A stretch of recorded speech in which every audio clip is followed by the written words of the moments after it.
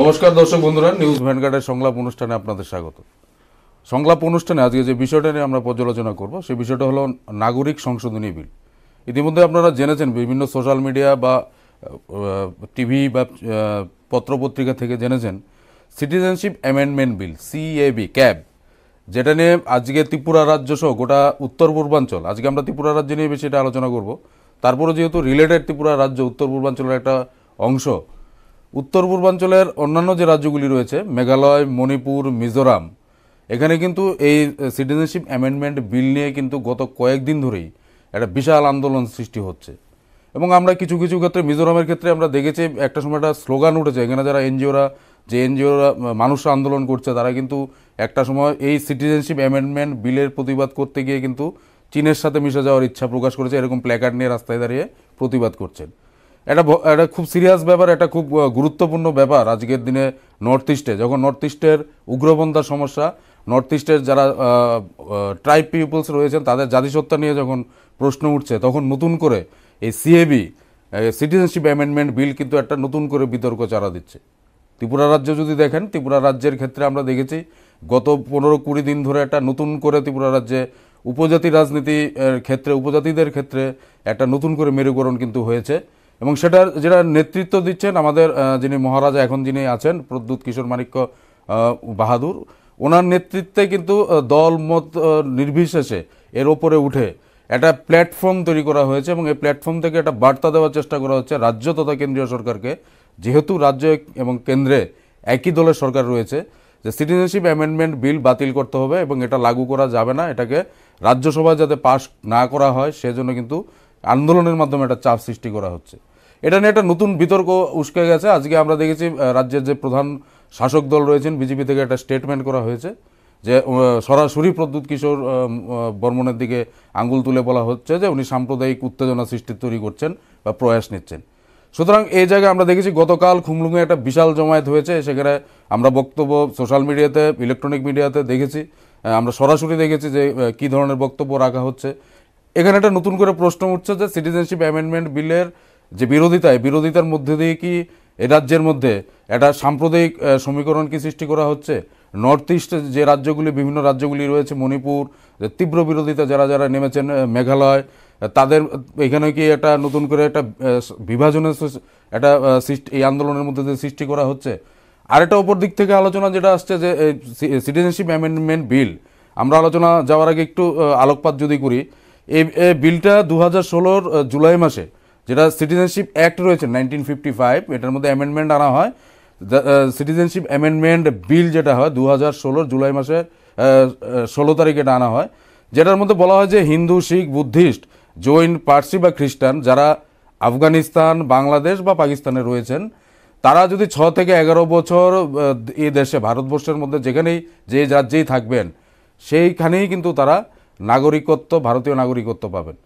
সেটা নিয়ে আবার নতুন করে পাল্টা প্রশ্ন উঠছে যে কেন্দ্রীয় সরকারের যে এজেন্ডা রয়েছে, এনডিএ বিজেপি দলের যে এজেন্ডা রয়েছে, হিন্দুত্ব এজেন্ডা, সেটাকে কি ভোটের আগে ইমপ্লিমেন্ট করে হিন্দুত্বকে কি আবার মাথাচাড়া দিয়ে, হিন্দুত্ব ভাবনাকে মাথাচাড়া দিয়ে ভোটের বৈতরণী কি পার হওয়ার চেষ্টা করা হচ্ছে এই বিল পাশ করানোর চেষ্টার মধ্যে দিয়ে? এটা নিয়ে বিতর্ক আমরা দেখেছি। নর্থ ইস্টে যারা আন্দোলন করছেন, আমরা দেখেছি গত কয়েকদিন আগে নর্থ ইস্টের জানুয়ারির 29 তারিখ আমরা দেখেছি আসামে গুয়াহাটিতে কিন্তু মেঘালয়, মিজোরাম, মণিপুর এবং ত্রিপুরা, বিশেষ করে ওই 3টে রাজ্যের মুখ্যমন্ত্রী ত্রিপুরাতে যারা এই আন্দোলনের পক্ষে রয়েছেন এবং বিশেষ করে যারা বিজেপির অ্যালাইড রয়েছেন এখানে আইপিএফটি, তাদের পক্ষ থেকেও কিন্তু রিপ্রেজেন্টেশন দেওয়া হয়। এবং হোটেল ভিভান্ত, যে তাজ গ্রুপের হোটেল গুয়াহাটিতে, ওইখানে একটা মিটিং হয়ে একদম ইউনাইটেডলি গোটা নর্থ ইস্ট জুড়ে একটা প্ল্যাটফর্ম তৈরি করে এই ক্যাবের যেটা সিটিজেনশিপ অ্যামেন্ডমেন্ট বিল, সেটা তীব্র বিরোধিতা করা, সেটা অপোজ করার একটা সিদ্ধান্ত নেওয়া হয়। স্টুডিওতে আসার আগ পর্যন্ত আমাদের কাছে যেটা খবর রয়েছে, সম্ভবত দেশের স্বরাষ্ট্রমন্ত্রী নর্থ ইস্টের মুখ্যমন্ত্রীদের নিয়ে আজকে বা কালকে একটা বৈঠক করবে। এই বিলের ওপর যে আন্দোলন মুভমেন্ট হচ্ছে, এটা যে ইম্প্যাক্ট পড়ছে বিভিন্ন জায়গাতে, বিভিন্ন জনগোষ্ঠীর উপর, সেটাকে মোকাবেলার, সেটাকে সামনে রেখে যে একটা অন্ধকার একটা দিক তুলে উঠছে, এটা যেটা বলো অ্যাটমসফিয়ার তৈরি হয়ে উঠছে, সেটা উপলব্ধি করে কেন্দ্রীয় সরকার সম্ভবত এই মিটিংটা করবেন এবং আমরা দেখব, আমরা লক্ষ্য রাখব যে পরবর্তী সময়ে সিটিজেনশিপ অ্যামেন্ডমেন্ট বিল রাজ্যসভায় পাস হওয়া বা এটাকে লাগু করা এবং রাজ্যের বিভিন্ন যে দলগুলি যেটা বিরোধিতা করছে বা নর্থ ইস্টে যারা বিরোধিতা করছেন এদের কি ভূমিকা থাকে আমরা সেদিকে নজর রাখবো। তার আগে এই যে নাগরিকত্ব সংশোধনী বিল, এটা নিয়ে আমরা একটা পর্যালোচনা আজকে করবো আমরা সংলাপ অনুষ্ঠানে। আমার সাথে রয়েছেন রাজ্যের বিশিষ্ট আইনজীবী, আমাদের প্যানেলিস্ট সন্দীপ দত্ত চৌধুরী, রয়েছেন বিশিষ্ট সংবাদ সংগঠক সানিদ দেবরায়। আমি প্রথম পর্যায়ে আলোচনা সানিদা থেকে শুরু করবো। সানিদা, একটা নতুন করে একটা ওয়ার্ড আমাদের কাছে একটা এসে পড়েছে, cab, CAB, citizenship amendment bill. রাজ্যের বুকে কিন্তু একটা নতুন করে আন্দোলন শুরু হয়েছে, নর্থ ইস্টে একটা আন্দোলন শুরু হয়েছে যাতে এটাকে লাগু করা না হয়, এটাকে যাতে বিলটাকে যাতে রাজ্যসভাতে পাস করা না হয়।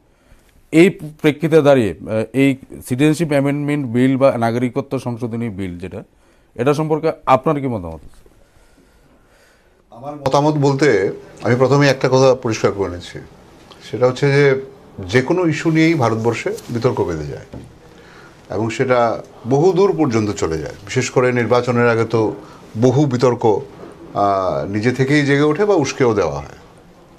ফলে এমনি একটা বিল নিয়ে বিতর্ক বাঁধবে সেটা অস্বাভাবিক কিছু নয়, কিন্তু মুশকিলটা হচ্ছে এটা নিয়ে যে তার দুই ধরনের যৌক্তিকতা থাকে। একটা হচ্ছে পলিটিক্যাল বিরুদ্ধাচরণ, মানে রাজনৈতিকভাবে কোনো জিনিসকে বিরোধিতা করা। কারণ রাজনৈতিকভাবে কেন, রাজনৈতিক কথাটারও আরও মাল্টি লেয়ার আছে। আমরা সেই জায়গাটাতে যদি নাও যাই, একটি রাজনৈতিক দল একটি পার্টিকুলার ইস্যুকে ইমপ্লিমেন্ট করবার চেষ্টা করবে এবং অন্যরা সেটাকে বিরোধিতা করবে এবং সেটাকে ইস্যু বানিয়ে তাদের রাজনৈতিক পথ সুগম করে পার্লামেন্টে বা অ্যাসেম্বলিতে যোগদান করবে। That is the culture of our country. Somehow and somehow it has become মানে ভেরি প্র্যাকটিসেবল। কিন্তু আমাদের যেটা ভাবতে হবে যে আর মানে রাজনৈতিক বিরুদ্ধাচরণের বাইরে গিয়ে যুক্তিগতভাবে আমাদের দেখতে হবে এই ক্যাব বা সিটিজেন অ্যামেন্ডমেন্ট বিল বা নাগরিকত্ব সংশোধন আইন, যেটা 2016 সালে, আপনি যেটা বললেন আপনার বক্তব্যে, যে 2016 সালের জুলাই মাসে সেটা করা হয়েছিল অ্যাকর্ডিং টু 1955 অ্যাক্ট। কিন্তু প্রশ্ন হচ্ছে সেখানে যেরকম ছিল 2019-এ যেটা এসছে সেটার মধ্যে একটু পরিবর্তন সাধন করা হয়েছে। সে পরিবর্তন সাধন করা হয়েছে এটা যে বলা হয়েছে যে 7 বছর ভারতবর্ষে থাকলে পরেই উনি ভারতবর্ষের নাগরিক হিসাবে গণ্য হবেন। আগে সেটা ছিল 12 বছর, এখন সেটাকে কমিয়ে 7 বছর করা হয়েছে। আরেকটা কথা বলা হয়েছে যে ভারত নয়, পাকিস্তান, বাংলাদেশ, মায়ানমার, আফগানিস্তান, এগুলি থেকে যে সমস্ত মানুষ বিতাড়িত হয়ে বা নিজের উদ্যোগে এই দেশে চলে আসবেন, তাদের মধ্যে যারা হিন্দু, বুদ্ধ, খ্রিস্টান, পার্সি ইত্যাদি, তাদেরকে আমরা জায়গা দেব। এর মধ্যে অন্যায়টা কোথায় সেটা বুঝতে আমার সময় লাগছে। বসুধৈব কুটুম্বকম, এটা ভারতবর্ষের সনাতন ঐতিহ্য। চিরকাল আমরা বলে এসেছি আমরা অতিথি দেব ভব, ঠিক আছে? আর এখানে তো অতিথি হওয়ার প্রশ্নই নেই। অত্যন্ত পরিষ্কারভাবে বলা হয়েছে সংখ্যালঘু অংশের মানুষ ওই সমস্ত দেশে যে যদি অত্যাচারিত হন, Bharatvarsha as a big brother এবং তার সনাতন ঐতিহ্য অনুযায়ী অতিথিকে এবং আশ্রয় প্রার্থীকে আশ্রয় দেওয়ার মতো জায়গায় যেহেতু আছে, সে তো স্বাভাবিকভাবেই আশ্রয় দেবে। এখন এই আশ্রয় যদি পেতে হয়, প্রশ্ন হচ্ছে তার এখানে 7 বছর থাকতে হবে। 7 বছর থাকলে পরে সে নাগরিকত্ব পেয়ে যাবেন। এর মধ্যে যুক্তিগত বিরুদ্ধাচরণ, আমরা কোনো পলিটিক্সের সঙ্গে যুক্ত নই। আমরা আমাদের এই টক শোতে বা এর বাইরেও আমরা যে কাজটা করি সেটা হচ্ছে যুক্তি দিয়ে বিশ্লেষণ করি। যেহেতু আমাদের ভোটের রাজনীতি করতে হয় না, সেহেতু আমাদের কোনো ভোটের পার্টিকে সন্তুষ্ট করবার জন্য কথাবার্তাও বলি না আমরা, ঠিক আছে? আমরা যেটা বলি সেটা আমাদের যুক্তিতে, আমাদের পড়াশুনো থেকে যেটা গ্রাহ্যত মনে হয় আমরা সেটা বলি। আমরা এখানে রিফিউজি বা শরণার্থী 3rd জেনারেশন। আমরা জানি যে কিভাবে কোন সোশিও পলিটিক্যাল কারণে আমরা একটা দেশ থেকে বিতাড়িত হয়ে এই দেশে এসে আশ্রয় নিয়েছি, ভারতবর্ষে এসে আশ্রয় নিয়েছি। এর মধ্যে 71-এ যেমন একটা অংশ হয়েছে, 47 থেকে একটা অংশ হয়েছে, 47-এর পরবর্তী সময়ে একটা অংশ হয়েছে, বা 46-এ দাঙ্গা ব্রেকআউট করার পর একটা অংশ হয়েছে। একটা অসহ্য জীবনযাপন, একটা অসহ্য অত্যাচার, ধর্ষণ থেকে শুরু করে, খুন থেকে শুরু করে, শ্লীলতাহানি থেকে শুরু করে, গৃহদাহ থেকে শুরু করে বহুবিধ অত্যাচার সহ্য করতে না পেরে মানুষগুলি বর্ডার পথে ছুটে এসছে, ভারতবর্ষে প্রবেশ করেছে। এটা কেউ মানে বিকালবেলা হাওয়া খেতে খেতে একটা দেশ থেকে আরেকটা দেশে চলে গেলাম বা এলটিসি নিয়ে কাশ্মীর বেড়াতে গেলাম, এরকম নয়। কিন্তু আমাদের বুঝতে হবে যে কতটা যন্ত্রণায় ওই সমস্ত দেশে আমাদের মানুষগুলি আছে। এবং কারা আসবে? হিন্দু, বুদ্ধ, খ্রিস্টান, পার্সি ইত্যাদি, যারা সংখ্যালঘু ওই দেশে। এখন প্রশ্ন হচ্ছে যারা এর বিরোধিতা করছেন তাদেরকে বলতে হবে যারা কেন এটার বিরোধিতা করছেন। দুটো কারণের বিরোধিতা হতে পারে। একটা হচ্ছে যেহেতু এটা বিজেপি নামে একটি দল সেটাকে আইনে পরিণত করতে চাইছে, তার বিরোধিতা করতে হবে, কারণ তার বিরুদ্ধে ঐক্যবদ্ধ হয়ে ক্ষমতায় যেতে হবে, এর জন্য বিরোধিতা করো। 2 নম্বর হচ্ছে যে আপনি মনে করছেন যে আপনার যে ইন্টিগ্রিটি, আপনার জায়গা কম পড়ে যাবে বাইরে থেকে লোকগুলো যদি এখানে আসে। সেটা ত্রিপুরার ক্ষেত্রে যদি আমি ধরতে হয়, আমি আপনাকে বলি, কারণ আলোচনাটা ত্রিপুরায় অবশ্যই আসবে, যেহেতু আমরা ভ্যানগার্ড ত্রিপুরার এবং আমরা সবাই ত্রিপুরার, এবং ত্রিপুরা থেকেই আলোচনাটা শুরু হচ্ছে। ত্রিপুরাতে মুভমেন্ট শুরু হয়ে গেছে। ত্রিপুরাতে মুভমেন্ট শুরু হয়ে গেছে। গতকাল প্রদ্যুৎ বাবু একটা বিশাল মুভমেন্ট করেছেন। অবশ্যই প্রদ্যুৎ বাবু পলিটিক্সে আসুক, জমিয়ে বসুক, সেটা আমরা স্বাগত জানাই। কিন্তু কথা হচ্ছে যে যুক্তিটা উনি সামনে আনছেন, আপনি ত্রিপুরার 60%-এর চেয়েও বেশি জমি এডিসিতে রয়েছে, এর বাইরে রয়েছে বিরাট রিজার্ভ ফরেস্ট। এডিসিতে এবং রিজার্ভ ফরেস্টে যাদের কথা বললাম এরা এসে ঢুকবে না। ঢুকবে কি? না না, 60% জমি এডিসিতে আছে, 60.9% পারহ্যাপস। তার বাইরে রয়েছে রিজার্ভ ফরেস্ট। রিজার্ভ ফরেস্ট থাকার প্রশ্নই আসে না, কেউ বসত বাড়ি করতে পারবে না রিজার্ভ ফরেস্টে। আর এডিসি এলাকাতেও কেউ নতুন করে জায়গা বেচে, বাইরের জাতির কেউ জায়গা বিক্রি করা বা কেনা সম্ভব নয়। এবার রয়ে গেল বর্ডারের যে অংশটা, সীমান্তবর্তী অঞ্চল। সীমান্তবর্তী অঞ্চল খুব থিক পপুলেটেড। ওইখানটার মধ্যে একটা বিশেষ শ্রেণীগোষ্ঠীর লোক থাকেন এবং এরাও খুব থিকলি আছেন এবং খুব কষ্ট করে আছেন ওখানটার মধ্যে। সেই জায়গাতে এসে অন্য জাতির লোক জায়গা খুঁজবেন না, তাহলে আসতে হবে শহরে। শহরে যদি আসেন, শহরে আরবান এলাকার জায়গার দর এত বিশালভাবে বেড়ে গেছে ত্রিপুরা রাজ্যে যে এখানে এসে জায়গা কিনে বাড়ি করা খুব মানে মিনিমাম পার্সেন্টেজ লোকের পক্ষে সেটা সম্ভব। একটা মেজর হারে লোক চলে আসবে বাংলাদেশ থেকে এখানে জায়গা কিনে, মানে জেলে, তাঁতি, কুমোর সমস্ত শ্রেণীর লোক, সেটা সম্ভব নয়। হয়তো যারা বিত্তশালী, যারা ওখানে যথেষ্ট মানে কমফোর্টেবল ফিল করছেন না, উনি হয়তো চলে আসবেন এখানে এবং এখানে বাড়ি করবেন। তো এতটা ভয় পাবার তো কোনো কারণ নেই। আপনি এই দিক থেকে দেখলে আমার যে ভাইটি ওপারে বসে নিজেকে অসুরক্ষিত ভাবছেন, সেখানে ওই ভূমিটাকে বসবাসযোগ্য ভেবে নিচ্ছে না, সেটা আফগানিস্তান হোক, পাকিস্তান হোক, বাংলাদেশ হোক, মায়ানমার হোক, if he is not comfortable we of course shall welcome হিম। আমি আমার ভূমিতে তাকে ডাকবো। এই ক্ষেত্রে রাজনাথ সিং স্পষ্টভাবেই বলেছেন, এই বিলটি পাস করবার দিন রাজনাথ সিং একবার নয় বারবার করে বলেছেন যে যারা আসবেন তারা শুধু ত্রিপুরা বা উত্তর পূর্বাঞ্চলে থাকবেন এমন নয়, ভারতবর্ষের যে কোনো জায়গাতে তারা থাকার অধিকার রয়েছে। ঠিক। সেই ক্ষেত্রে ত্রিপুরা, আসাম, মণিপুর, মেঘালয় এত ভাবনার কোনো কারণ নেই তো। আসামে আমরা কি দেখেছি? নেলি হত্যাকাণ্ড, ভুলিনি হয়তো সেই বর্বরতা, বড়োদের হত্যাকাণ্ড আমরা দেখেছি এগুলো। তো ঘটনা হয়েছে, আপনি মেরে শেষ করে দেবেন? আপনি আশঙ্কা করছেন যারা ঢুকবে, বাঙালি বিতাড়ন, বাঙালি খেদা আন্দোলন, কোন মুখ থেকে কোন উদ্দেশ্য নিয়ে এই কাজটা করা হচ্ছে আসামে সেটা আমাদের কাছে পরিষ্কার। কিন্তু ত্রিপুরাতে কি কারণে করা হচ্ছে সেটা পরিষ্কার নয়। আমরা প্রদ্যুৎ বাবুর কাছে জানতে চাইব উনি কাদের ভয়ে ভীত। উনি বলছেন আমাদের জাতিসত্তা সংকটে, আমাদের জাতিসত্তা কি করে সংকটে হবে? আমি তো বললাম আপনাকে স্লোগান মেইন অ্যানালিটিক্যালি, আমি বললাম যে কত পার্সেন্ট লোক ভিতরে ঢুকতে পারবে, কিভাবে ঢুকবে, কোথায় যাবে ওরা? এডিসি এলাকাতে যাবে না, রিজার্ভ ফরেস্টে থাকবে না, সীমান্তবর্তী অঞ্চলে থাকবে না। আমি যদি ভাগ করে নিতে পারি আমার জায়গা, প্রদ্যুৎ বাবুর চিন্তার কারণটা কি? আমি বোঝাতে পারছি কি? এখন কথা হচ্ছে যে এই যে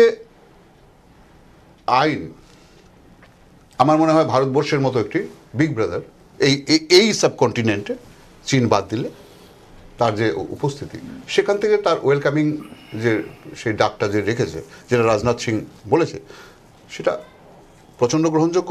এবং আরেকটা কথা, যেটা বিজেপি তার ইলেকশন এজেন্ডাতে এটা ছিল, তার নির্বাচনী প্রতিশ্রুতি ছিল, নির্বাচনী প্রতিশ্রুতি সে পূর্ণ করবে, এটাই তো স্বাভাবিক। এই নির্বাচনী প্রতিশ্রুতির উপরেই রেফারেন্ডাম হয়েছে, ভোট হয়েছে। এই নির্বাচনী প্রতিশ্রুতি জনগণ মেনে নিয়েছে বলেই বিজেপিকে পাওয়ার এনেছে। এবার যদি উনি ওর নির্বাচনী প্রতিশ্রুতি পূরণ করেন, সেখানে বাধা দেওয়ার কি আছে? প্রথমেই আটকে দেওয়া উচিত ছিল তাহলে, যে আপনার যে নির্বাচনী প্রতিশ্রুতি এর মধ্যে অন্যতম একটি, আমরা আপনাকে এই কারণে ভোট দেবো না। যাই হোক, সেটা পলিটিক্যাল ব্যাপার, আমি সেটা যাচ্ছি না, সংকীর্ণ পলিটিক্যাল ব্যাপার, সেটা আমি সেখানে যাচ্ছি না। আমি যাচ্ছি বৃহত্তম পলিটিক্যাল ব্যাপারে। আজকে সিপিএম ওটার বিরোধিতা করছে, বলতে হবে যে কিসের জন্য বিরোধিতা করছে। ও তা আসবে না।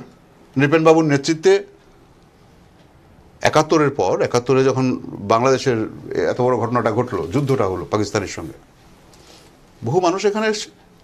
নৃপেনবাবুরা তৎকালীন কংগ্রেস সরকারের সঙ্গে সংগ্রাম করে, লড়াই করে এই সমস্ত মানুষদের এখানে ওয়েলকাম জানিয়েছে, স্বাগত জানিয়েছে। আজকে যদি ত্রিপুরা স্যাচুরেটেড হয়ে যায়, আমি ধরে নিই পার্টিকুলার একটা জোন, ত্রিপুরা বলে কোনো কথা নয়, স্যাচুরেটেড হয়ে যায়, তার স্ট্যাটিস্টিক্স তুলে ধরতে হবে যে আমরা আর জায়গা নিতে পারছি না। একটি প্রদেশে কত সংখ্যক লোক থাকা স্বাভাবিক, তার রোজগার অনুযায়ী, রোজগারের অনুপাতে, তার নির্দিষ্ট কোনো স্ট্যাটিস্টিক্স ভারতবর্ষের কোনো প্রদেশে নেই। যে উত্তরপ্রদেশ তার ভূমির পরিমাণ অনুযায়ী, তার রোজগারের পরিমাণ অনুযায়ী এত কোটি লোক থাকতে পারবে। ত্রিপুরা তার ভূমির পরিমাণ অনুযায়ী, রোজগারের অনুপাত অনুযায়ী, মানে বাজেট অনুযায়ী, কেন্দ্রীয়, কারণ সবটাই তো আমরা সাবসিডাইজড, আমরা যা অনুদান পাই কেন্দ্র থেকে, সেই অনুযায়ী এত লক্ষ বা এত কোটি লোক ত্রিপুরাতে থাকতে পারবে, এর বাইরে থাকতে পারবে না। এমনি কোনো স্ট্যাটিস্টিক্স বা এরকম কোনো কিছু নেই যার মাধ্যমে আপনি বলতে পারেন যে এর বেশি এলে পরে এর থেকে ৫ জনও যদি বেড়ে যায় তো পাল্লা এদিকে হেলে যাবে, আমরা দেবো না আসতে। So where lies the objection, that is my question. আমার দৃষ্টিভঙ্গিতে আমি আবার বলবো, আমরা যেহেতু বসু থৈব কুটুম্বকমের কথা বলি, আমরা যেহেতু বলি যে আমরা ডিস্ট্রেসড মানুষ, নিপীড়িত মানুষ, কষ্টে থাকা মানুষ, আমার কাছে এলে আমি আশ্রয় দেব। আমার দেশ সেই ইন্ডাস ভ্যালি সিভিলাইজেশনের সময় থেকে, সিন্ধু সভ্যতার সময় থেকে এই সংস্কৃতি বজায় রেখেছে, এবং সেই হৃদয়, সেই বৃহৎ হৃদয় সামনে নিয়ে আশ্রয় দেবার জন্য প্রস্তুত হয়েছে। আমি এই সংশোধনীকে এই কারণে সমর্থন করি, কারণ যারা আসছে ওখান থেকে, তারা, আবার বলছি, ফুরফুরে হাওয়ায় বেড়াতে আসছে না, ওইখানে তার জীবনযাপন অসহ্য বলেই এই মাটিতে আশ্রয় নেবার জন্য আসছেন, এবং তারা, তাদেরকে আশ্রয় দেওয়াটা বাঞ্ছনীয়, এবং আইন, এই আইন, পার্টিকুলার আইনটি সেক্ষেত্রে সহায়তা করবে। আই ওয়েলকাম ইট। সন্দীপ ভাই, একটা জিনিস লক্ষ্য করে দেখবেন রঘুনাথবাবু, সেটা হচ্ছে আসামের ক্ষেত্রে, এটা প্রযোজ্য নয় না, আসামের ক্ষেত্রে আতঙ্কিত হচ্ছেন বাঙালিরা। আপনি যদি কাছাড় ডিস্ট্রিক্ট থেকে প্রকাশিত এই কাগজগুলোই দেখেন, গতি, প্রান্তজ্যোতি, এই সমস্ত যে কাগজগুলো, মানে যেখানে বহুল প্রচলিত যে প্রভাতী কাগজগুলো কাছাড় ডিস্ট্রিক্টে, করিমগঞ্জে চলে, সেখানে বিভিন্ন লোকরা এরকম সেলফ স্টাইলভাবে দাঁড়িয়ে গেছেন এটার বিরোধিতা করার জন্যে। এবং যারা বিরোধিতা করছেন তাদের একটা মেজর পোর্শন হচ্ছেন বাঙালি হিন্দু, যারা বিরোধিতা করছেন, এটার করছেন। আর পার্শ্ববর্তী রাজ্য, আমাদের রাজ্য ত্রিপুরা, ত্রিপুরার ক্ষেত্রে লক্ষ্য করতে পারছি যে বিরোধিতার ক্ষেত্রে নেমেছেন উপজাতির নেতৃবৃন্দরা। এখানে ত্রিপুরার ক্ষেত্রে কিন্তু বাঙালিরা বলছেন না কিছু, বাঙালি হিন্দু যারা কিংবা বাঙালি মুসলমান যারা, তারা কেউই কিন্তু কোনো ধরনের স্টেটমেন্ট নিয়ে সমর্থনও করছেন না, এটাকে ডিসকার্ডও করছেন না। ত্রিপুরার ক্ষেত্রে যারা এটাকে বলছেন যে না, ইট শুড নট বি, হ্যাঁ, যারা বলছেন তারা উপজাতীয় অংশের। আজকে যতগুলো প্রভাতী কাগজ আগরতলা থেকে বেরিয়েছে, আমি সবগুলো কাগজ খুঁটিনাটিভাবে দেখেছি। যে কথাটা সানিদবাবু বলেছেন, what is the cause, if the cause is found to be satisfactory, আমি আপনাকে কেন সাপোর্ট করবো না? Definitely I will support you, কারণ আমি তো part and parcel of this state. এ রাজ্যের জল হাওয়া খেয়ে আমার এই বারবারন্ত, এ রাজ্যের আলো বাতাস মাতৃদুগ্ধ পান করে আমি এই রাজ্যের এস্টাবলিশড হয়েছি, আমি পেশা করে খাচ্ছি। এ রাজ্যের মানুষ আমাকে প্রতিদিনের খাওয়ার জোগাড় করে দিচ্ছেন। যারা হয়তো আমার নলেজ কম, আমার ইগনোরেন্স, অজ্ঞতার কারণে আমি হয়তো বুঝতে পারছি না ব্যাপারটা, কিন্তু যিনি বুঝতে পারছেন ওনাকে তো বলতে হবে এই কারণে আমি সাপোর্ট করি। লার্জেস্ট সার্কুলেটেড ডেলি আজকের একটি, তার মধ্যে পেছনের পাতাতে একজন নেতার একটা স্টেটমেন্ট বেরিয়েছে আজকে এই নিউজটার মধ্যেই, লক্ষ্য করে দেখবেন আপনিও, উনি একটা এক্সপ্লেনেশন দিয়েছেন যে এই পরিস্থিতিতে দাঁড়িয়ে আমাদেরকে সঠিক রাজনীতি এবং সঠিক রাজনৈতিক ব্যক্তিত্বকে নির্বাচনের জন্য চয়েস করতে হবে। Why this statement? রাজ্যের বহুল প্রচলিত প্রভাতী কাগজের ভেতরের পাতাতে, সম্ভবত 9 নম্বর পাতাতে বিভিন্ন লোক কি স্টেটমেন্ট, কি বক্তৃতা দিয়েছেন এসব বলছেন, কেউ কোনো কারণের কথা বলছেন না। তারপর বামপন্থীরা দাবি করেন যে একটি প্রভাতী কাগজ তাদের বলে, তারা দাবি করেন, অনেক সময় বলেন যে না, আমি সেই কাগজটিও দেখেছি।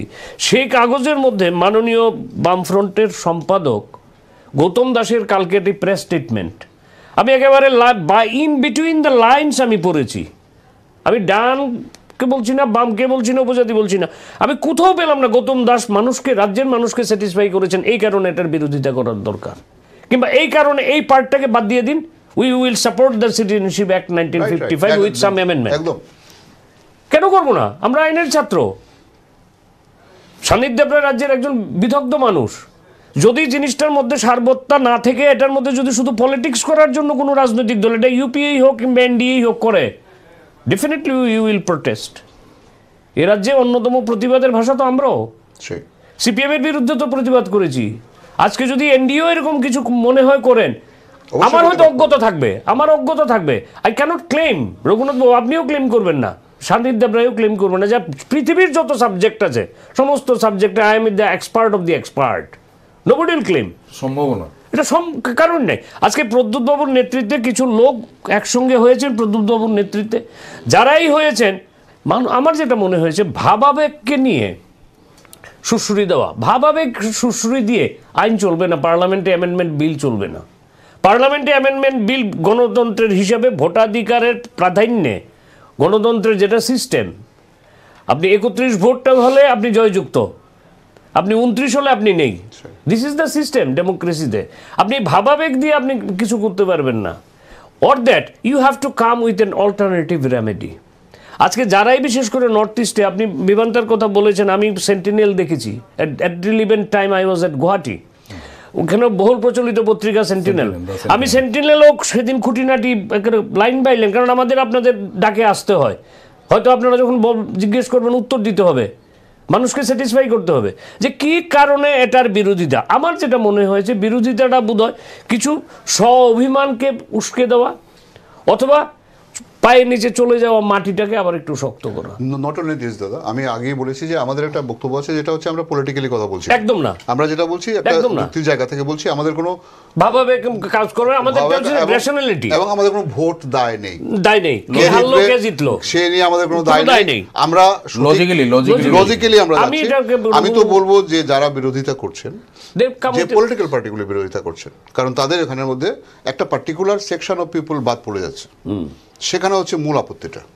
কিন্তু বুঝতে হবে একটা পার্টিকুলার সেকশন অফ পিপল যারা এখানে ওরা কিন্তু ওই দেশগুলিতে ওরা সংখ্যাগুরু, ফলে ওদের এখানে আসার প্রশ্নই নেই। বারবার রাজনাথ সিং একটা কথা মেনশন করেছে, একবার বলছি যে সংখ্যালঘু অংশের মানুষ যারা ওই দেশ থেকে, মানে ওই দেশের সংখ্যালঘু, কিন্তু এবার ওই দেশের সংখ্যাগুরু মানুষ তো এখানে আসার প্রশ্ন নেই। কিন্তু এবার আমি এখান থেকে প্রশ্ন করছি, অমুকের নাম নেই কেন? অমুকের এই সব এখানে বৌদ্ধ আছে, হিন্দু আছে, পার্সি আছে, খ্রিস্টান আছে, কিন্তু আরেকটি বিশেষ অংশের মানুষের নাম নেই কেন? মানে জাতিগোষ্ঠী আছে, এদের কিন্তু এই বিলের এই প্রশ্নটা যেহেতু করলেন আপনি, জিউস যে দেশে আছে, বাংলাদেশের একটা ছোট্ট পার্সেন্টেজ আছে, এরা কিন্তু অ্যামেন্ডমেন্ট বিলে এদের প্রভিশন লাগানো। এটা নিয়ে সানিদা যেটা বললেন, এটা নিয়ে একটা কোশ্চেন তুলেছে, এটা নিয়ে আমি আপনাকে উত্তর দিচ্ছি। ইসরায়েলের যে লোকজন, এরা সবই প্রায় জিউস। আমি ইসরায়েলে একটা নিজস্ব আইন আছে যে পৃথিবীর যে কোনো প্রান্তে যেখানে যে ইসরায়েলের আছে, যখনই তারা ইসরায়েলে আসতে চাইবে, সঙ্গে সঙ্গে, এখানে 1 বছর 2 বছর না, সঙ্গে সঙ্গে তাদেরকে সিটিজেনশিপ দেওয়া হবে। ইয়েস, এবং সেটা জিউসদের জন্য they can go to their country, Israel. Okay, ওখানে ইসরায়েল ইহুদিদের দেশ, জিউসের ইহুদিরা ইহুদিদের দেশে যেতে পারে, ভারতবর্ষে আসার তাদের প্রশ্নই নেই। শুধু শুধু এই প্রশ্নটা তুলে জল ঘোলা করার, কনফিউজ করার চেষ্টা হচ্ছে। কেমন? এবার প্রশ্ন হচ্ছে মুসলিমদের জন্য, আমি বলি খোলাখুলি, আফগানিস্তান, পাকিস্তান, বাংলাদেশ, সেখানে তো মুসলিম সংখ্যাগুরু, এরা কেন আসতে যাবে এখানের মধ্যে? ওখানে সংখ্যালঘু হচ্ছে হিন্দুরা, কিন্তু পলিটিক্যাল মেনদের মুশকিল হচ্ছে, যেহেতু মুসলিমদের নাম বলা হচ্ছে না, ওরা এটা নিয়ে একটা সার্বিক সেকুলার একটা, কে কতটুকু সেকুলার সেটা আমরা আমাদের এইটুকু জীবনের মধ্যে আমরা দেখেছি, কিন্তু স্লোগান হিসেবে ভোটের জন্য এটা খুব প্রয়োজন। আমাদের যেহেতু কোনো ভোট দায় নেই, আমরা সেটাকে সমর্থন করছি না, আমরা এটাকে সমর্থন করছি। এবং আমি বলছি, আমার মুসলিম ভাইরা যদি কোথাও সংখ্যালঘু থেকে থাকে এবং ওখানে যদি বিপদে পড়ে, তেমনিভাবে ভারত আবার উদার হৃদয় দিয়ে তাদের ডাকবে, আসুন আপনারাও আসুন। না, তাহলে তো সানিধ্যা মায়ানমারে কিন্তু রোহিঙ্গারা সংখ্যালঘু। হ্যাঁ, তো এরাও কিন্তু আন্ডার কম্পেলিং সার্কামস্টেন্সেস এরাও কিন্তু বাধ্য হচ্ছে। রোহিঙ্গা ইস্যুটা এটার সঙ্গে মিলালে মুশকিল হবে। রোহিঙ্গাদের সম্পর্কে না, কোশ্চেনটা এরকম উঠতে, যেহেতু আপনি বললেন কোশ্চেনটা কিন্তু সংখ্যালঘু যেহেতু বলা হলো, এদের এই প্রসঙ্গটা কিন্তু উঠে আসতে পারে ব্যাক টু ব্যাক। রোহিঙ্গা একটা নতুন ইহুদি প্রজন্ম। I am very sympathetic two Rohingyas, very sympathetic. কিন্তু আপনি রোহিঙ্গাদের যে সমস্যাটা, সেটা কিন্তু আরেক ধরনের সমস্যা। সেটা আপনি যে কারণে মায়ানমার ওদের উপর অত্যাচার করছে, আসুন কি, যিনি এক সময়ের নোবেল শান্তি পুরস্কারও পেয়েছিলেন, উনি আজকে অত্যাচারী স্বৈরাচারী এক শাসকে পরিণত হয়েছে। এটা ওর দেশের লোক ওখানে যেটা করছে, সেটা আন্তর্জাতিক রিলেশনশিপের প্রশ্ন। এটা হচ্ছে এক্সোডাস, মানে দলে দলে লোক, যেটা একসময় আমাদের হয়েছিল 47-এর পরে, দেশ বিভাজনের পরে বা 71-এর পরে পালিয়েছিল। এটা বলে এক্সোডাস, একসঙ্গে কোটি কোটি লক্ষ লক্ষ লোক ঢুকছে। এটা কিন্তু এই ক্ষেত্রে সেটা নয়। আজকে ছিটিয়ে একটা লোক এলো, দুটো লোক এলো, তিনটে লোক এলো, একটা নৌকা করে নৌকা পথে বাংলাদেশে চলে যাচ্ছে। আর ওখানে হচ্ছে এরা লক্ষ লক্ষ রোহিঙ্গা সারা পৃথিবীতে ছড়িয়ে পড়ছে।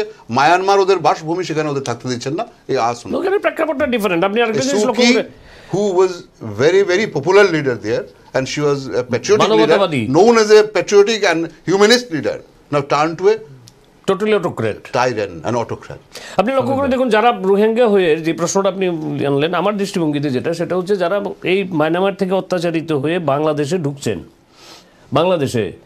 বাংলাদেশে ঢোকার পরে কিন্তু তারা আবার ওখানেও মানে খুব কমফোর্টেবল ফিল করছেন না।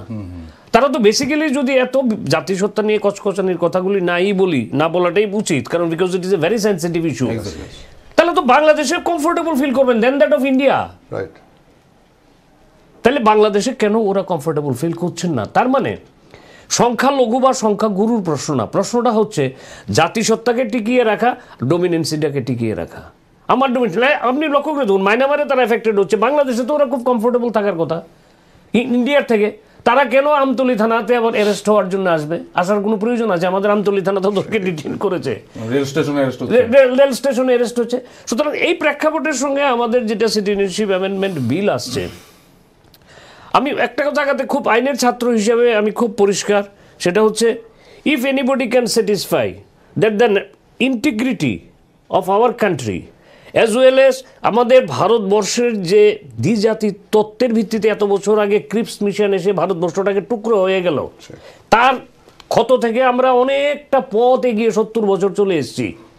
সেখানে যদি আবার ওই ক্ষুদ্র জাতিসত্তা নিয়ে কেউর সঙ্গে সিটিজেনশিপ আইনই হোক কিংবা ওই আসামের ক্ষেত্রে এনআরসি কচকচা নিয়েই হোক, এটা খুব দুঃখজনক হবে। সিমিলারলি আমাদের রাজ্যের ক্ষেত্রে অনেক রক্তের হুলি খেলে আমরা একটা শান্তির পতাকা নিয়ে এগিয়ে যাচ্ছি। এটা তো ঘটনা, আমরা জাতি উপজাতির মাঝখানে ঐক্যটাও অনেক সুদৃঢ় হয়েছে। অনেক ঘটনার পরে, অনেক ভাইকে হারানোর পরে, অনেক বোনকে হারানোর পরে, অনেক স্বামী হারানোর পরে, অনেক মাকে হারানোর পরে, সেখানে যদি আবার ওই সমস্ত জাতিসত্তার কে কোথায় মেজরিটি কে কোথায় মাইনরিটি নিয়ে যদি আবার কচকচানি হয়, Tripura, I have the apprehension যে আবার মেবি ডিস্টার্বড। কারণ জাতিসত্তার প্রশ্ন যদি হয়, সেই ক্ষেত্রে হিন্দু যেমন আছে, বুদ্ধিস্ট আছে, খ্রিস্টান আছে, যেটা সানিকবাবু বললেন যে একটা জাতি গোষ্ঠীর কথা বলা হচ্ছে না বলে রাজনীতিটা ঠিকমতো জমছে না। Had it been so, except one জাতিসত্তা, সবার কথা তো এই সিটিজেনশিপ অ্যাক্টে বলা হচ্ছে, তাহলে আমি ওই ত্রিপুরার আন্দোলনের ক্ষেত্রে কেন আমার উপজাতি ভাইয়ের সঙ্গে আমি সমতলের ভাই হিসেবে এক পতাকা তলে এক মঞ্চে আসতে পারবো না? তার মানে আই হ্যাভ সাম রিজার্ভেশনস, পরিষ্কার কথা, I have some reservations. Or that আমাকে ওই রুম অফ স্যাটিসফ্যাকশনে কেউ পৌঁছতে পারছেন না যারা আন্দোলনে, হয়তো তারা এগিয়ে গেছেন, যারাই করছেন, আমি সমতলের লোক, আমাকে কেউ স্যাটিসফাই করতে পারছেন না, যেই কারণে it should be supported. Or for that বাঙালির যারা সমতলে আছেন তাদের মধ্যে কোনো নেতৃবৃন্দ বিভিন্ন পলিটিক্যাল পার্টিতে বিভিন্ন দৃষ্টিভঙ্গি, ডানপন্থী, বামপন্থী, অতি দক্ষিণপন্থী আছেন, তারাও কেউ ক্লিয়ার স্লেট নিয়ে বলছেন না, এই কারণে উপজাতিদের এই যে জিনিসটা আপনি আজকে বলুন, আজকে বোধহয় আজকে এসছে বিজেপির একটা স্টেটমেন্টে বলা হচ্ছে যে মাননীয় আমাদের মহারাজ প্রদ্যুৎ কিশোর দেববর্মা রাজ্যে সাম্প্রদায়িক সুরসুরি দেওয়া হচ্ছে। আপনি ভাবতে পারেন, আপনি লক্ষ্য করে দেখুন, আমাদের গ্রাম দেশে একটি কথা আছে, পাগলা তুই নাও ডুবাইস না, খুব ভালো মনে করছস। দেশলাইটা পাগলের হাতে দিয়ে যদি বলেন দেখিস তুই ছনের ঘর একদম আগুন দিবি না, ছনের ঘর কিন্তু আগুন দিলে কিন্তু সর্বনাশ। কয়ের সর্বনাশ, একটা দেশলাইট কাঠি নিয়ে এত সর্বনাশ করতে পারে, পাগল দিয়ে দিলে কিন্তু সর্বনাশ হয়ে গেল। গভর্নমেন্ট অনেক কিছুতে মানিক সরকার এখন উপলব্ধি করেন, এখন মানিক সরকারের স্টেটমেন্ট আমার দৃষ্টিতে মনে হয় মানিক সরকার অনেকটা প্রো পাবলিক হওয়ার চেষ্টা করছেন। উনি মাঝখানে বেশ কয়েকদিন স্টেটমেন্ট দিয়ে বলেছেন যে ক্ষমতায় যারা থাকেন, এই কি ওজনদার কথা আমার মনে হয়েছে। আমি বামপন্থীকে কোনোদিনই সাপোর্ট করি না, আমার ভালো লাগে না, কিন্তু মানিক সরকারের এই কথাটা আমার ওজনদার মনে হয়েছে যে ক্ষমতা আমার আছে দেখি বেশি প্রয়োগ করব, এটাও তো ঠিক না, আমরা তো ক্ষমতায় ছিলাম। মাধববাড়ির ঘটনার পর বলেছেন। তাহলে আজকে যে ইনি সরকারে আছেন তাদের দায়িত্বটা কিন্তু সরকারের যারা পৃষ্ঠপোষক, সেটা কুমার ওলক থেকে শুরু করে রামনগরের প্রত্যন্ত মণ্ডলের যে ছেলেটি বসে আছে এখন সন্ধ্যাবেলা, সেটা থেকে একেবারে তৈ বান্দালে যে আমার ট্রাইবেল ভাইটি বসে আছে, তার থেকে শুরু করে আপনি এদিকে কাঞ্চনপুরে যারা শরণার্থী হয়ে বসে আছে, প্রত্যেকের প্রতি আপনার লাইবিলিটি আছে, because you are the welfare member of the welfare state. ঠিক আছে, আপনি ফট করে বলে দিলেন সাম্প্রদায়িক সম্প্রীতির মধ্যে সুরসুরি, কেন এই স্টেটমেন্টটা আসবে? আপনি শাসক দল, আপনার কি বলা উচিত ছিল? প্রদ্যুৎবাবু বলছেন দরকার হলে প্রদ্যুৎবাবুর সঙ্গে আমরা ডায়লগ করবো, অসুবিধা কোথায় ইন ডেমোক্রেসি ডায়লগ করতে? প্রদ্যুৎবাবু তো মনে হতে পারে that he was under wrong impression in interpreting the statute of act of 55 with amendment of 2016। আমার মনে হয়েছে এটা খুব ভারী, মেবি কস্টলি, এই যে গভর্নমেন্টের তরফ থেকে মানে সরকারের তরফ থেকে যে মানে এটা এই ধরনের স্টেটমেন্ট, এই ধরনের না এসে আরেকটু নরম ধরনের স্টেটমেন্ট আমি আশা করেছিলাম। এরকম ইস্যুটা তো সেন্সিটিভ, দেখুন এতে তো অস্বীকার করার কোনো উপায় নেই। এই ইস্যুতে যদি কোথাও একটা মানে সম্প্রীতির বাতাবরণে একটু চিট ধরে, এই চিটটা কিন্তু ফুরফুর শীতের ফাল্গুনের বাতাস আসছে, ফাল্গুনের বাতাসে কিন্তু ফাট করে চিটটাকে ফাটল ধরিয়ে দেবে না, আবার নেট বন্ধ করে দেবে, কোনো অসুবিধা আবার নেট বন্ধ করে। আচ্ছা আপনি বলুন তো রঘুনাথ বাবু, আমাদের অভিজ্ঞতা 96 ঘন্টা নেট বন্ধ, ঠিক আছে? এবার come back to Shantanu Bhowmik, Sudip Dutta Bhowmik মৃত্যুর পরও তো নেট বন্ধ হয়েছিল। মাধববাড়ির গুলি কি বন্ধ হয়েছে? নেট বন্ধ করে গুলি বন্ধ হবে? মানুষকে যদি প্রকৃত অর্থে মানুষকে শিক্ষিত না করতে পারি, এটা যে সিটিজেনশিপ অ্যাক্টই হোক আর তারা অ্যামেন্ডমেন্ট অ্যাক্টই হোক। সুতরাং আমার কাছে পরিষ্কার কথা হচ্ছে, দোজ হু আর মানে বলছেন যে না এটা ঠিক না, দিস অ্যামেন্ডমেন্ট শুড বি। আর একটা জিনিস সন্দীপ আমার মনে হয়, যেটা যে কোনো পার্টিরই, আমাদের যে জাতীয় পার্টিগুলি রয়েছে, প্রত্যেকটা জিনিস, প্রত্যেকটা এজেন্ডার প্রত্যেকটা পয়েন্ট যেরকমভাবে সমর্থনযোগ্য নয়, প্রত্যেকটা পয়েন্টও বর্জনযোগ্য নয়, কিন্তু কোনো পয়েন্ট উই শুড সাপোর্ট, যেটা আমাদের মনে হবে। কিন্তু আমাদের অদ্ভুত পলিটিক্স এই জায়গায় গিয়ে দাঁড়িয়ে বিরোধিতার জন্য এবার কংগ্রেস যতগুলো দিন কংগ্রেসকে দেখতে পাচ্ছি না, মানে কংগ্রেসের সমস্ত সব দেখতে পাচ্ছি। একটা ইম্পর্টেন্ট কোশ্চেন, এই সন্দীপ যেটা দিয়ে শেষ করলেন যে এই সিটিজেনশিপ অ্যামেন্ডমেন্ট বিলের বিরোধিতায় যারা বাঙালি অংশের মানুষ রয়েছেন, আমরা দেখেছি মহারাজ একটা আহ্বান রেখেছেন আপনারা আমার সাথে আসুন, কিন্তু সন্দীপ খুব একটা ইম্পর্টেন্ট আলোকপাত করছেন, আপনার কাছে এটা যাচ্ছি প্রায় শেষ পর্যায়ে, যে যারা সিটিজেনশিপ অ্যামেন্ডমেন্ট বিলের যারা বিরোধিতা করছেন সাধারণ অংশের মানুষ হয়তো বা ক্লিয়ার না। আরেকটা জিনিস রয়েছে যেটা এনআরসি নিয়ে এদের কিন্তু আরেকটা ভূমিকা রয়েছে। এনআরসি একটা ভিত্তি প্রস্তর দিয়ে বলছে এখান থেকে যারা এসছে এখান থেকে চলে যেতে হবে। তো এই ভীতিটা কি কাজ করছে না যে এই নাগরিকত্ব সংশোধনী বিলটাকে সাপোর্ট করার জন্য, যে এরা যখন এরকম ভূমিকা নিচ্ছে, সুপ্রিম কোর্টে মামলা করছে, ভিত্তি প্রস্তর ধরে বলছে তোমরা চলে যেতে হবে, এরা যখন ওইখান থেকে মাইনরিটিরা আসছে তারা যখন স্থান দেওয়ার বিরোধিতা করছে, তা আমরা কেন মানে why should we participate with their movement all this thing? একদম এই সমস্ত কিছুই আপনি ডাবল স্ট্যান্ডার্ডের মতো মনে হচ্ছে। আপনি ডাবল স্ট্যান্ডার্ড অফ কোর্স, মানে ডাবল স্ট্যান্ডার্ড, মানে যেখানে যে স্টেটে যে রাজনীতিরা খাচ্ছে, একদম আমাদের রাজনীতিবিদরা সেরকম রাজনীতি করছে।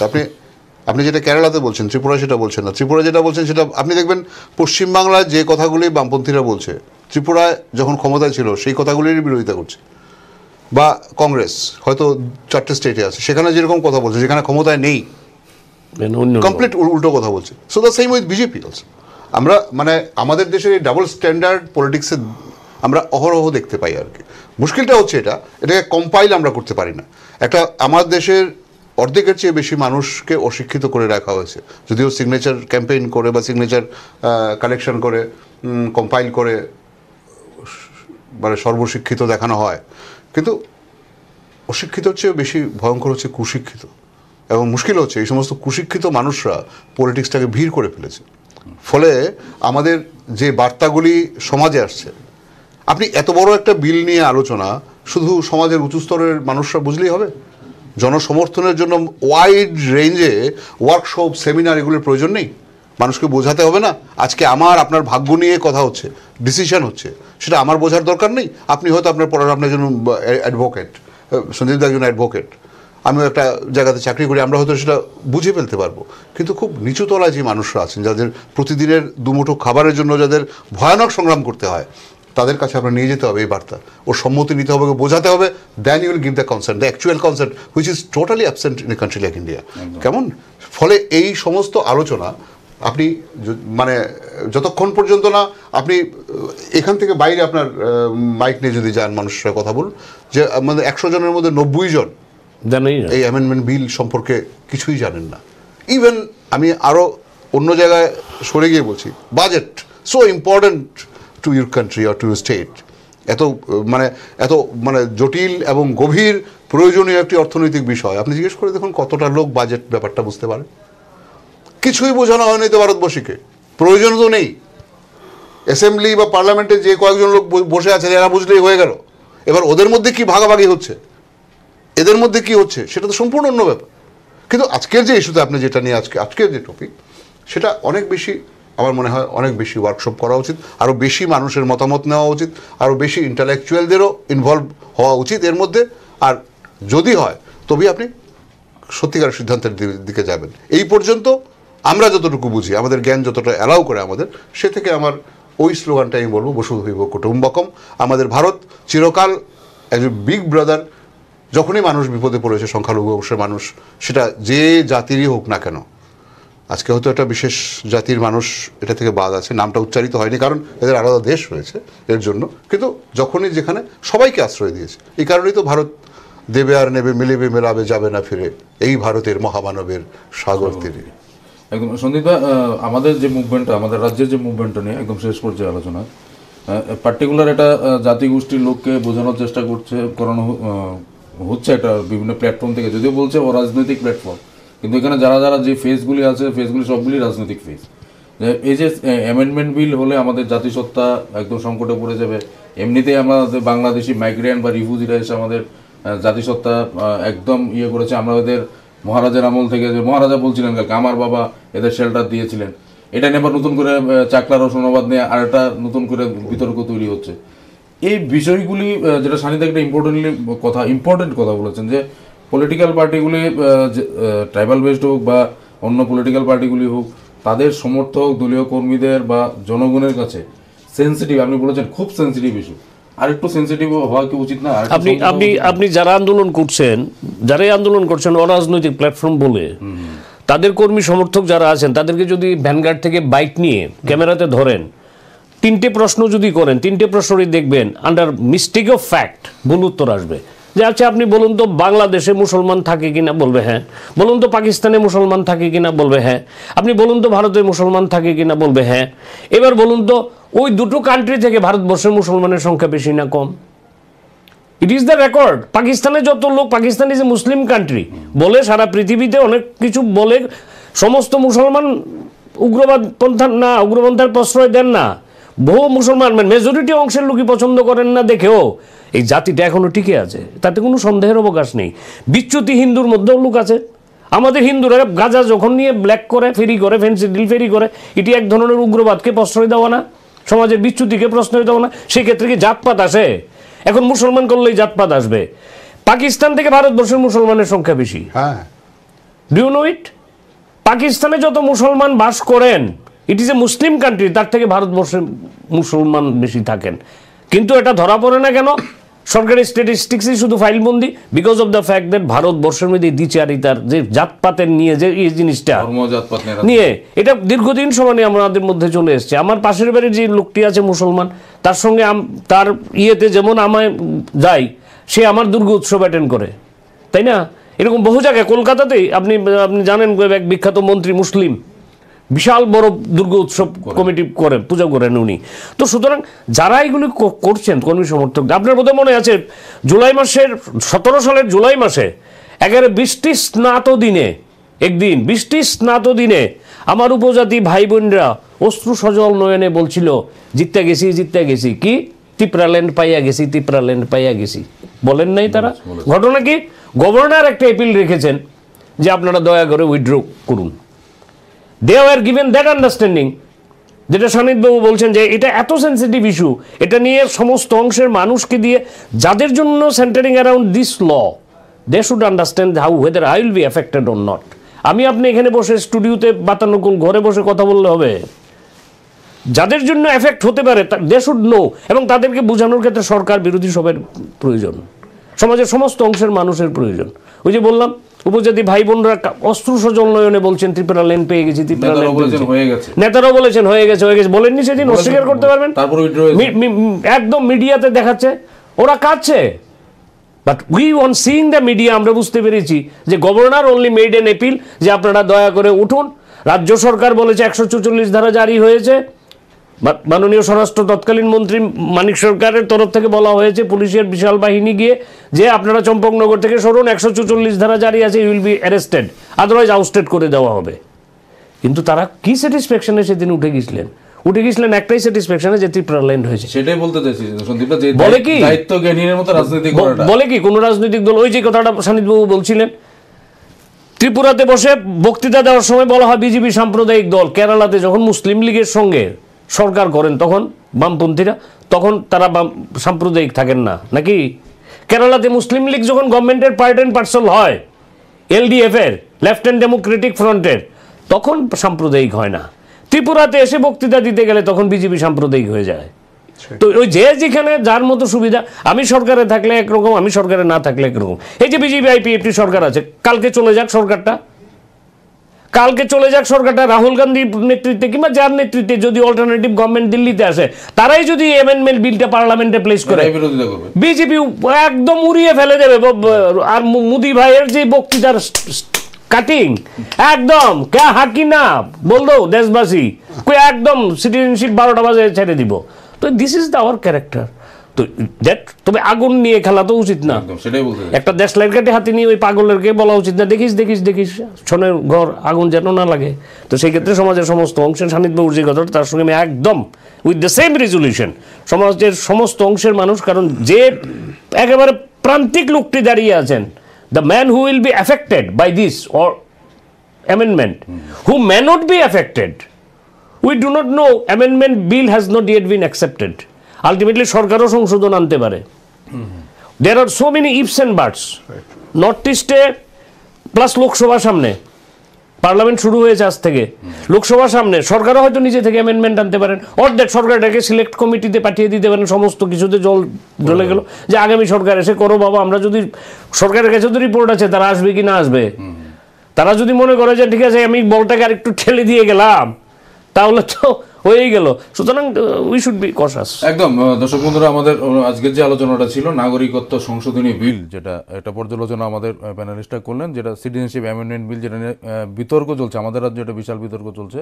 আলটিমেটলি সানিদদা যেটা বললেন বা সন্দীপদা যেটা বললেন, লজিক্যালি যেটা বললেন, বোঝাতে চেষ্টা করলেন যে ওনারা স্বাগত জানান এই বিলটাকে, ওনারা আপাতত সমর্থন করছেন।